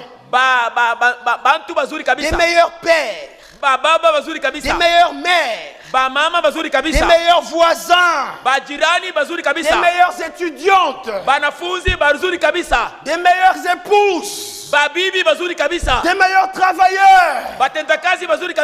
Alléluia. Amen. C'est le but que nous poursuivons. Devenir meilleur. Il poursuit, il dit, oui, nous venons à l'église. Aujourd'hui, nous venons à l'église pour devenir meilleurs, pour élargir notre entendement. Alléluia. C'est-à-dire, tu dois un moment t'arrêter et t'examiner toi-même. Voici autant d'années que je fréquente l'église. Suis-je en train d'avancer vers cette perfection? Ou suis-je en train de régresser? Le frère Branham dit, celui qui n'avance pas recule. Alléluia. Amen. Quand vous n'avancez pas dans la foi, il dit vous rétrogradez. Alléluia. Amen. Un moment, il est essentiel de s'arrêter. 2 Corinthiens chapitre 13. Verset 5. Examinez-vous vous-même pour savoir si vous êtes dans la foi.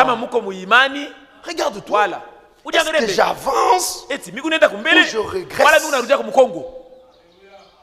Tu dois sentir toi-même que tu es en train de tendre vers cette perfection. Alléluia. Amen. Aujourd'hui, nous avons le même problème que les Corinthiens. Les Corinthiens avaient reçu l'apôtre Paul, le messager de l'âge.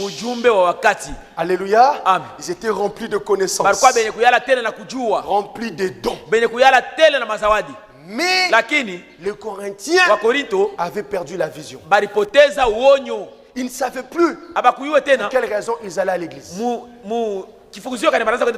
Alors Paul prend sa plume et il leur écrit 1 Corinthiens 11 verset 17. Il leur dit 1 Corinthiens 11 verset 17. En donnant cet avertissement. Vous êtes là? Vous êtes là? En donnant cet avertissement, c'est que je ne loue point, c'est que vous vous assemblez mardi, mercredi, jeudi, vendredi, dimanche. Vous vous assemblez non pour devenir meilleur, mais pour devenir pire. Vous avez entendu? Par là, Paul révèle qu'on vient à l'église pour devenir meilleur. Le frère Branham a raison de dire: j'ai prêché comme Paul. Nous venons à ces lieux pour devenir meilleurs. Mais observez le Corinthien. Ils allaient à l'église. Plutôt que de devenir meilleurs, ils s'empiraient. Il y avait des sectes, de groupuscules. Moi je suis de Paul. Moi je suis d'Apollos. Moi de Céphas.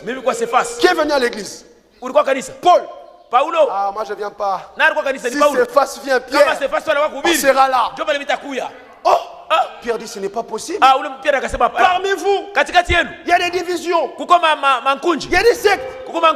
Les mêmes Corinthiens. Est-ce là c'est 1 Corinthiens chapitre 3? Et dans 1 Corinthiens chapitre 5.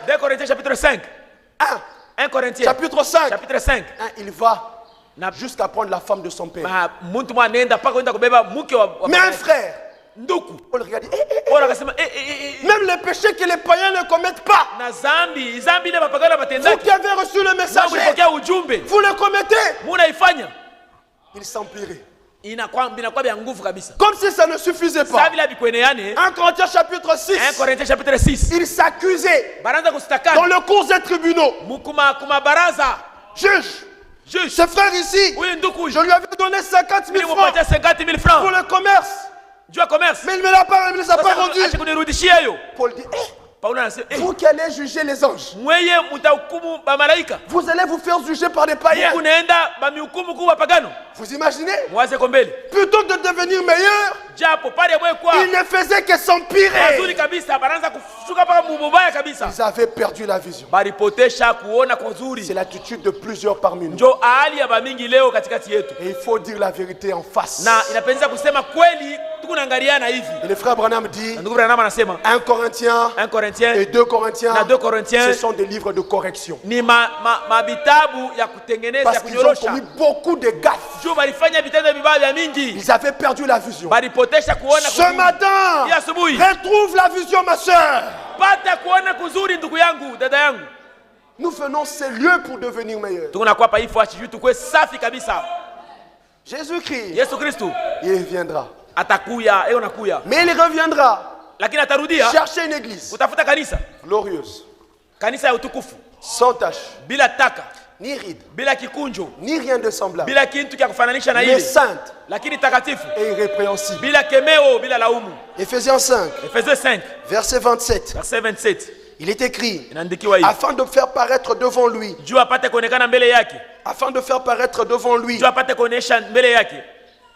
cette église glorieuse, sans tache, ni ride, ni rien de semblable, mais sainte et irrépréhensible. Qu'est-ce que c'est? C'est la réalité. Il y a l'ombre dans l'Ancien Testament. Lévitique 21. Que le Seigneur vous bénisse, mon frère. Amen. Lévitique 21. Lévitique chapitre 21. Amen. Le verset 16. Verset 16. Lévitique 21. Lévitique 21, verset 16. Verset 16. Jusqu'au verset 21. Par verset 21. Suivez attentivement. L'ombre, c'est l'ombre d'Éphésiens 5, 27. Il est écrit. L'Éternel parla à Moïse et dit, parle à Aaron et dit, tout homme de ta race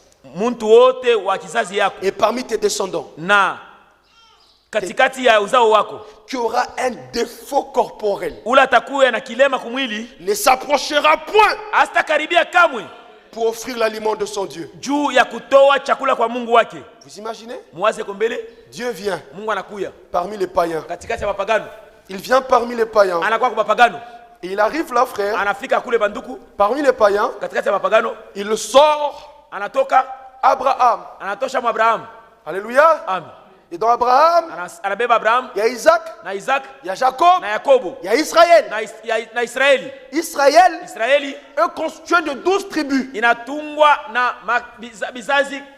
12 tribus.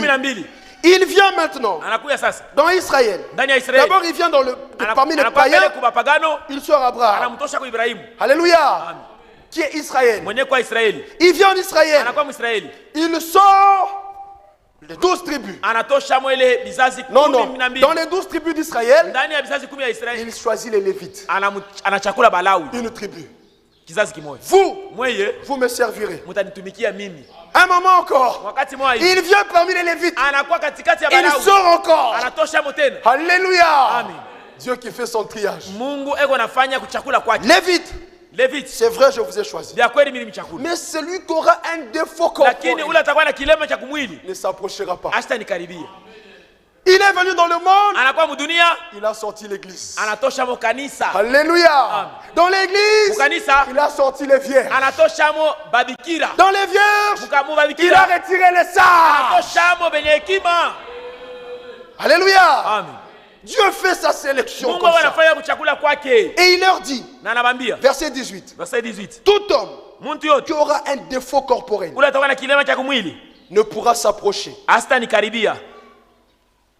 homme aveugle, un homme boiteux, ayant le nez camus,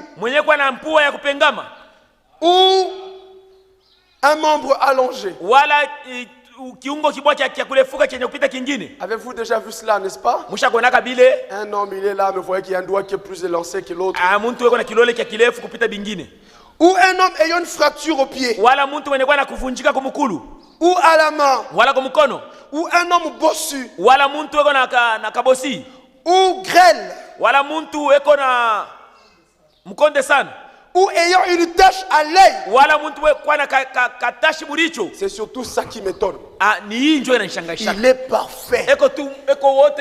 Un bel homme. Mais dans l'œil, une petite tache. Avez-vous déjà vu cela? Dieu dit, malgré cette tâche-là, tu n'approches pas. Tu es exclu. Frère, c'est sérieux? Il poursuit. Il dit, ayant la gale. Ou une dartre. Ou des testicules écrasés. Tout homme de la race du sacrificateur Aaron qui aura un défaut corporel ne s'approchera point pour offrir à l'Éternel les sacrifices consumés par le feu. Il a un défaut corporel. Il ne s'approchera point. Vous avez entendu cela? Vous avez entendu cela? Ce sera pareil. Là, c'était des défauts corporels. Aujourd'hui, il est question de défauts spirituels. Alléluia. L'hypocrisie, l'insolence, c'est un défaut spirituel. Tout celui qui aura un défaut ne sera pas enlevé. Il il viendra chercher une église glorieuse, sans tache, ni ride, ni rien de semblable, mais sainte et irrépréhensible. Prenons la chose au sérieux. Nous avons suffisamment rigolé. L'heure n'est plus. Et lorsque l'épouse de Jésus-Christ apparaîtra, alors s'accomplira Cantique de Cantique, chapitre 4, verset 7. Jésus va regarder l'épouse et il dira que tu es belle, mon ami. Il n'y a point en toi de défaut. Alléluia. Amen. Quand l'épouse va apparaître, Jésus l'admire. Comme Adam à l'égard d'Ève. Il se réveille. Il y a Ève qui vient là. Adam regarde. Oh, voici cette fois-ci os de maison et chair de ma chair. Et on l'appellera femme, car elle a été tirée de l'homme. Le deuxième Adam, quand il regardera son épouse, oh, que tu es belle, que tu es belle. Il n'y a point de défaut en toi. Alléluia. Amen. Alors ce matin, le Seigneur dit, mon fils, donne-moi ton cœur. Il est écrit dans Hébreux, chapitre 3, versets 7 à 8.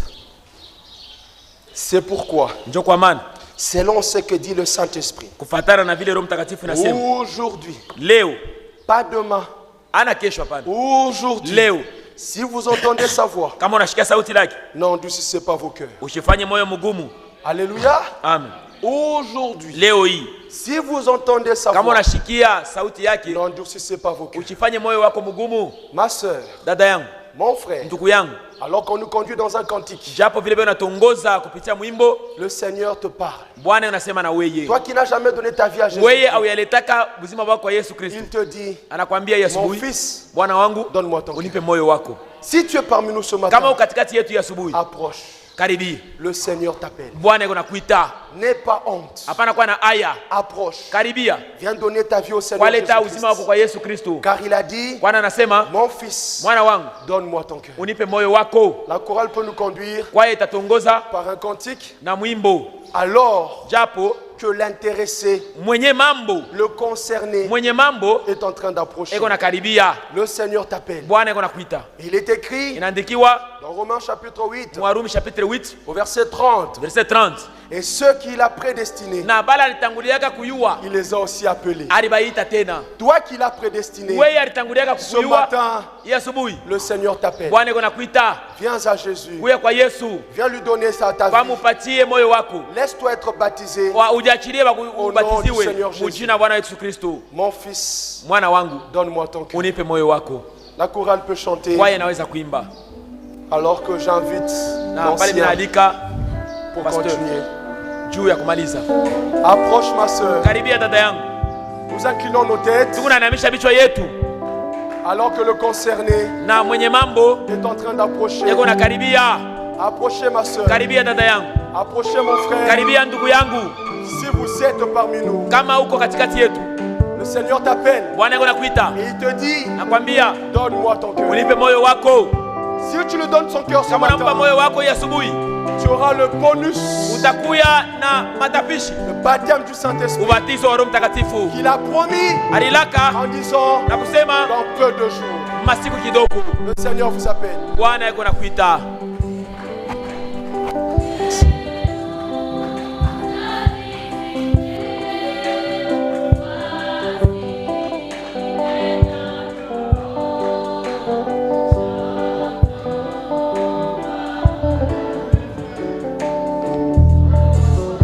Approche ma soeur. Ndugu dada, kama uko karibia ni wakati yako. Ma soeur, si tu es là, approche, c'est ton temps. Tunakuchunga ndugu mpendwa. Nous t'attendons bien-aimé. Tunakuchunga dada mpendwa. Nous t'attendons ma soeur bien-aimée. Neno ya Mungu haikubiri fanye moyo mgumu. N'endurcis pas ton cœur.